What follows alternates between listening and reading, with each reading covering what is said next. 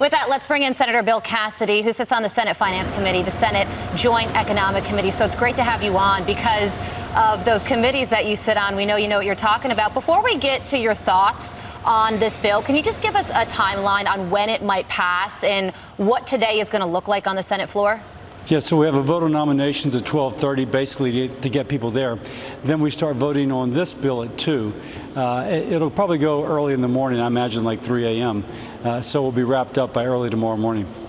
Senator, is there any reason to believe this bill won't pass the Senate and the House and get signed into law?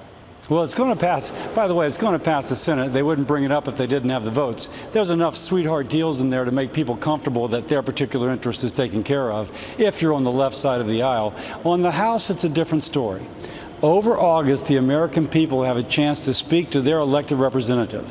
And if she or he is a Democrat, you can remind them that you're voting for or against them in November, and you're concerned this will raise inflation even more. Now, if you do that, they only have to lose 2 or 3 or 4 of those House members, and it fails on the House side.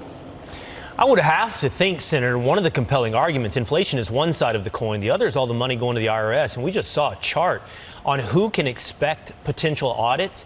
It isn't the rich who just made out with the carried interest tax loophole being saved in this bill.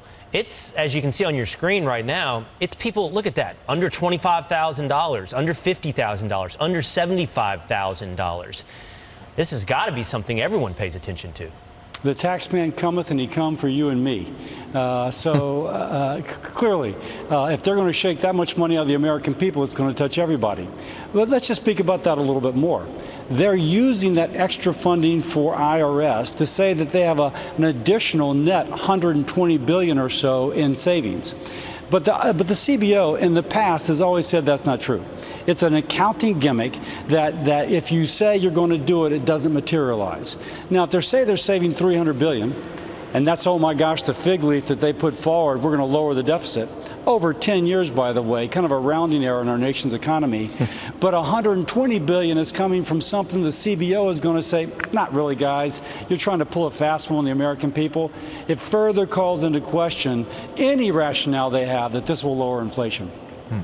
Let's move on to this, Senator. Taiwan says these Chinese warships, warplanes and ships are conducting attack simulation exercises, and we're learning this as the Pentagon chief's calls to China are now going unanswered.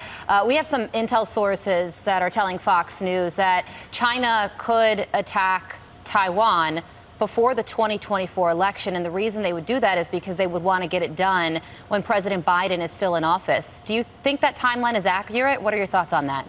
I think anyone guessing the motivations of the Chinese is guessing into a black box. Xi Jinping is in trouble. He's mismanaged their economy. They're actually shrinking. If you can believe it, they haven't for a long time. People are sick of being locked down, and whenever he unlocks, they have so little natural immunity and their vaccine doesn't work that a lot of old people die. So I think he's doing this to kind of rally the base, if you will, so that he can get reelected. I wouldn't be surprised if they're floating rumors like that. All I can say is that we have to project strength.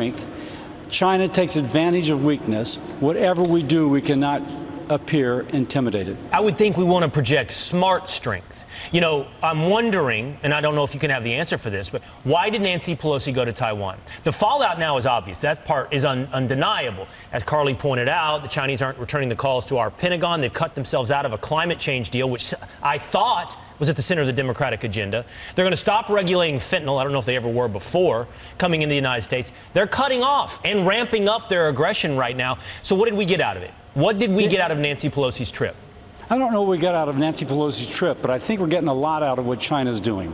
It shows the vulnerability of our economy and our people to what Chinese actions are. And we need to have a coherent strategy going forward that punishes China for the things they're doing just as normal course. If they're allowing the chemicals to come to Mexico to make the fentanyl, which is coming across our border, by the way, we had 100,000 Americans die from overdose last year. Or if they're allowing pollution to enter into the atmosphere, which floats over to the United States on the trade winds, then we have to put a tariff in place for the pollution that they're putting up into the atmosphere.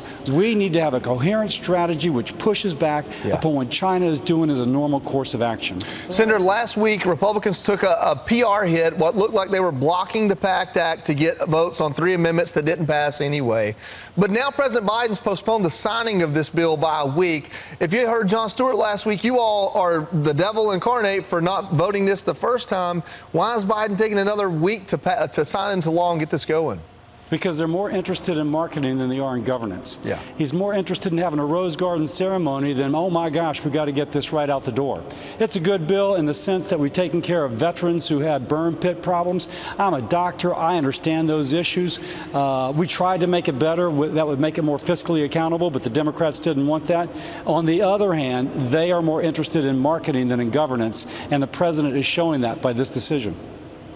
Well, I hope you guys get in front of the PR side of it, because I want veterans to know that Congress has our back, not just Democrats, not just Republicans, and I hope that the next bills that come through maybe are a little cleaner and fiscally and getting voted on. So I don't have to watch Jon Stewart pretend to care more than maybe I think he does.